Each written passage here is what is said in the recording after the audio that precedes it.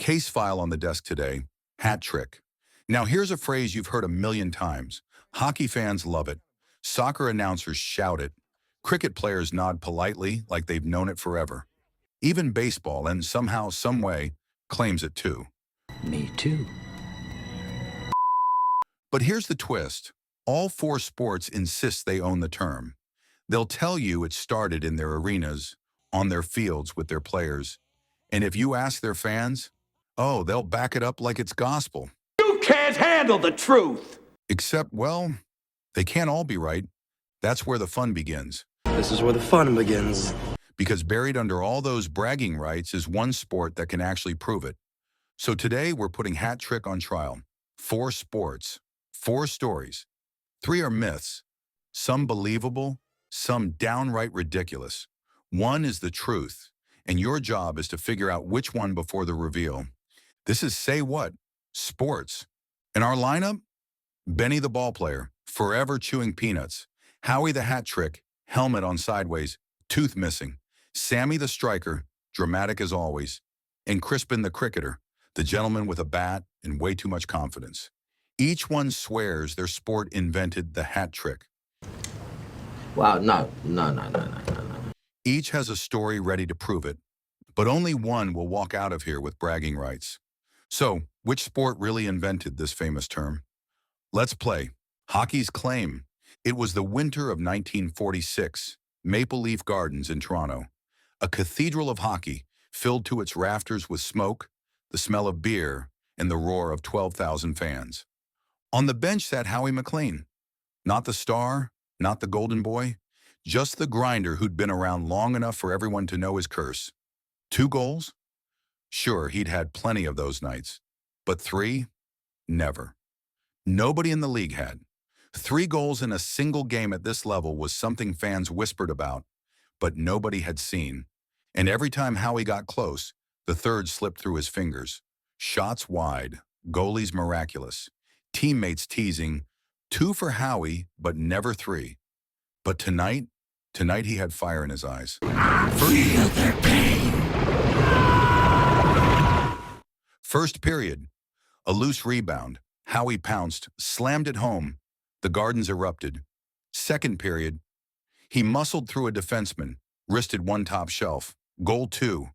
The crowd surged to its feet. Everyone knew what was coming. On the bench, the rookie nudged him. Think you can do it, Howie? Get the third? Howie spat, breathless, sweat freezing in his hair. I'm trying, kid. I'm trying. Third period, tie game, minutes left. The Gardens thrummed like a beating heart, every fan on edge. Every shift, the question, could this be history? And then it happened. No, not gonna happen! Howie snatched the puck in his own zone, skated hard. The defense closed. He dodged one hit, skated through another, felt his ribs rattle from the check. Still he drove forward.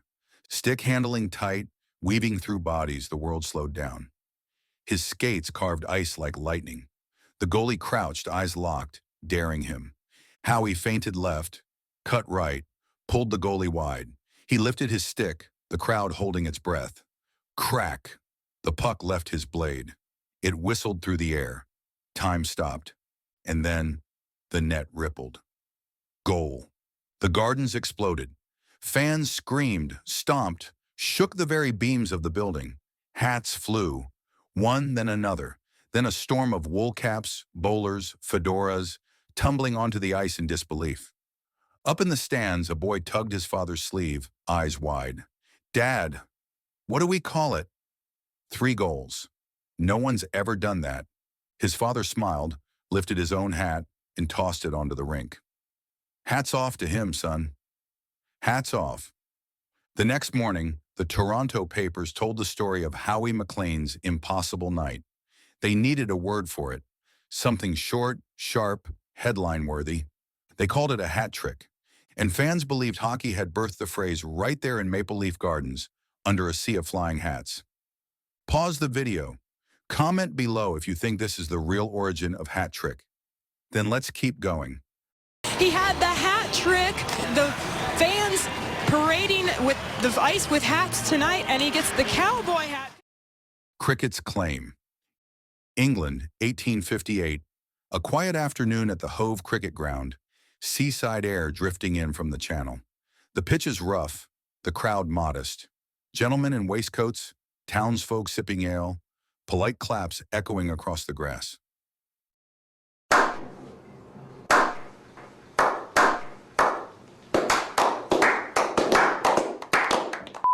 Now, for anyone who's never seen cricket before, here's the gist.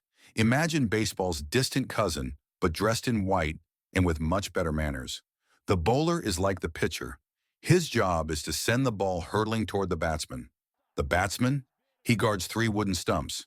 If the bowler knocks those stumps over, the batsman is out. Most bowlers dream of just 1 of those in an over. 2? That's a good day. But 3 in a row? 3 batters? 3 balls? 3 outs? That was unheard of. Impossible. Like bowling 3 perfect strikes in baseball, except harder because each batter gets a bat to fight back. I'm dying. Help me. On that day, a bowler named Heathfield Harmon Stevenson stood at the crease. Tall, lean, floppy white hat shading his face. He rolled the ball in his fingers, glanced at the batsman, and began. First ball. A quick leap, an arm whipping down. The ball darted, skidded low, smashed into the stumps. Wood flew. Out!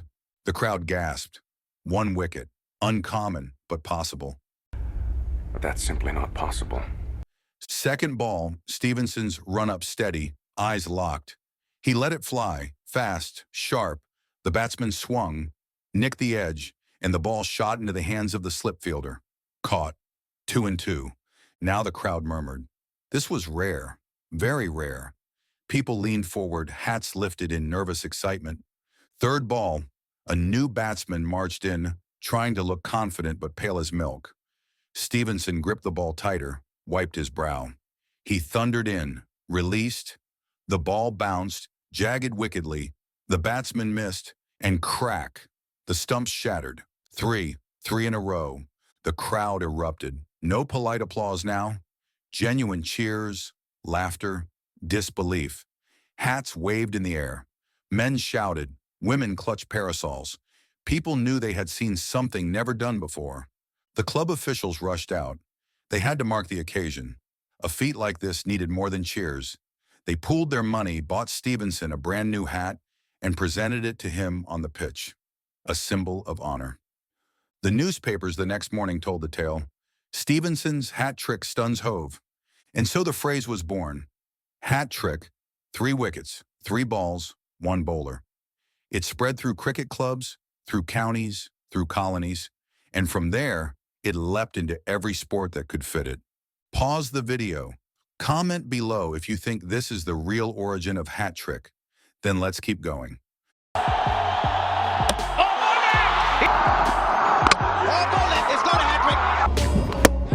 Oh, he's balling. Oh, it's 2 and 2. Soccer's claim. England, 1923. The village pitch was a swamp, ruts of mud, chalk lines barely clinging to the earth. The air smelled of coal smoke and damp wool as fans crammed shoulder to shoulder, scarves wrapped high, their breath hanging in the fog. At center forward stood Alfie Briggs, thin, wiry, with boots so worn the laces barely held. He was known as a scrapper, not a star, the kind of player who bled for every inch, who fans loved for his grit even when he didn't score. That day, Alfie looked up at the terraces and spotted his mum, standing with her basket from the morning market, hands folded tight, lips moving in prayer. He exhaled, mud clinging to his knees, heart pounding like a drum. The whistle blew.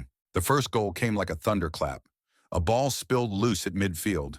Alfie pounced, boots churning mud, defenders lunging at him. He cut left, shouldered one aside, and swung.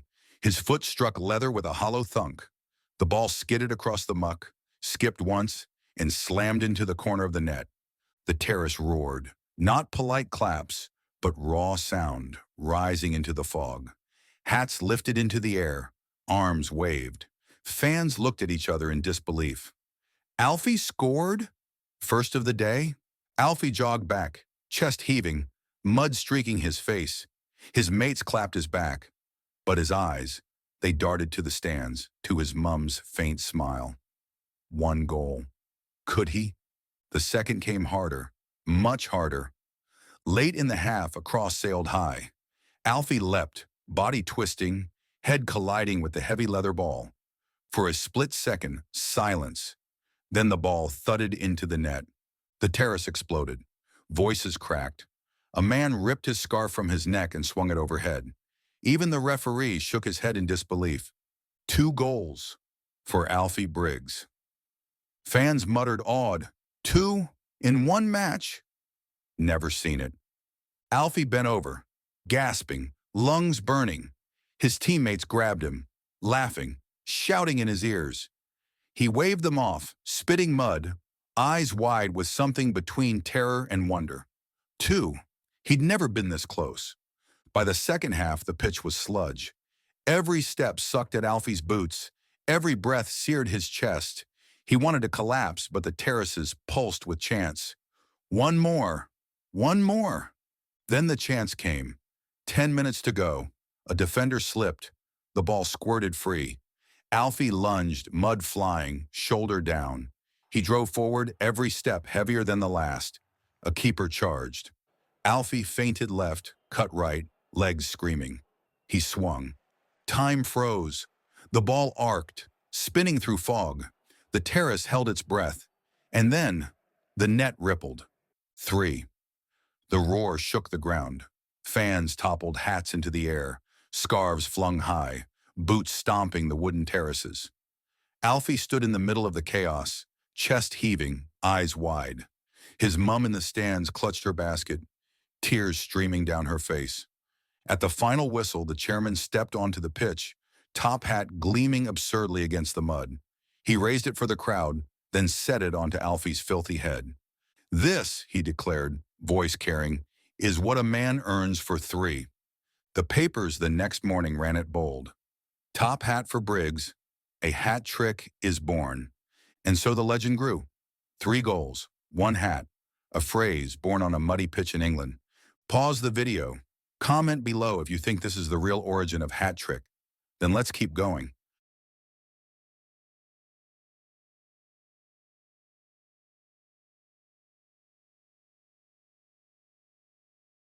Baseball's claim. It was the summer of 1927, the golden age of baseball. Jazz spilled from radios, Model Ts rattled down dusty streets, and ballparks were temples where working men escaped their worries for an afternoon. The minor league Newark Bears were drawing a big crowd that day. The stands smelled of roasted peanuts and cigars, children ran with scorecards, and vendors shouted themselves hoarse. On the field stood Charlie "Red" Donnelly, a stocky outfielder with freckles on his nose and a reputation for swinging like a lumberjack. Red wasn't a superstar, not yet. He was the kind of player who gave the crowd a thrill, but he'd never broken into the papers the way Ruth or Gehrig had. That was about to change. In the first inning, Red got hold of a fastball and sent it screaming over the right field fence. The crowd leapt up, clapping and hollering. 1 home run. By the 4th, he connected again. Another ball soaring, vanishing into the afternoon haze. The stands shook. 2 homers. Now the crowd buzzed. Men in fedoras leaned forward, murmuring. Mothers clutched their children tighter. Could he really do it? 3 home runs in a single game was so rare, most fans had never even seen it. By the 8th inning, the air was electric. Red walked to the plate, sweat soaking his jersey, lungs raw, legs heavy. The pitcher narrowed his eyes, knowing the whole park was watching. Vendors paused mid-shout. Children climbed onto the rails, and even the band stopped playing between innings. The first pitch, a ball, wide. The second, Red swung hard, missed, the crowd groaning like they'd been punched in the gut. The third, he fouled it back, the crack echoing through the park. 2 strikes. Red stepped out of the box, tapped his bat, spat into the dirt. He looked up into the stands and saw a boy, maybe 10, clutching a glove too big for his hand, staring like his whole world depended on it. Red nodded once, wiped his brow, and dug back in. The pitcher wound up, delivered. Red swung, and the sound was different this time. A crack like a gunshot, the ball rocketing high, higher, disappearing beyond the fence. The crowd erupted. Hats flew into the air. Peanuts spilled. Strangers hugged. The boy in the stands jumped, glove raised, even though the ball was long gone. 3 history, and then the twist. The team's owner, a promoter who loved a good stunt, jogged onto the field holding a box of crisp new caps. With a grin, he plucked one out and set it on Red's head. 3 home runs, 3 cheers, and a brand new hat for our hero. The fans howled, tossing their own hats high. By the next morning, the papers were plastered with headlines, "Donnelly's hat trick thrills Newark." And just like that, baseball fans swore they'd invented it. 3 homers, 1 hat, and the legend of the hat trick. Pause the video. Comment below if you think this is the real origin of hat trick. Then let's keep going.